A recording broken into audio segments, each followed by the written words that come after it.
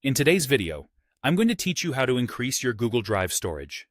If you're running out of space and need a bit of breathing room, this guide will show you exactly how to manage and clear unnecessary files to make the most of your available storage.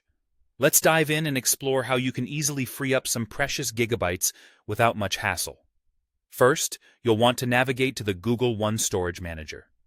To get there, open your web browser and head over to one.google.com/storage/manager. Think of this manager as your personal organizer for everything that's taking up room in your Google account. It's a handy tool showing you exactly where your storage is being used, be it Gmail, Google Drive, or Google Photos, and offering suggestions on what you might consider deleting.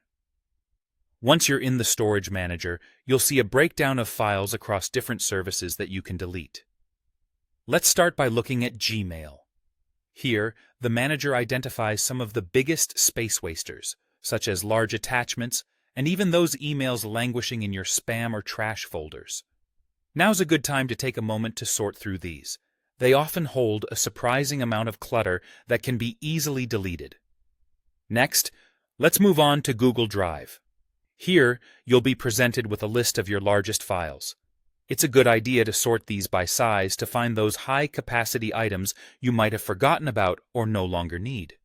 Take your time to review these files, because once they're gone for good unless you keep a backup elsewhere.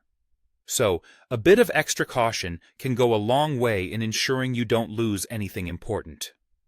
Finally, we have Google Photos. This section focuses on large videos or photos that you have stored in their original quality.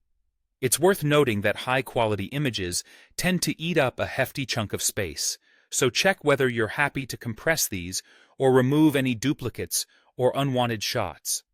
After you've decided what to delete across these services, follow the on-screen prompts to review and finalize the deletion of these items. Keep in mind, though, that simply deleting files doesn't instantly free up your space.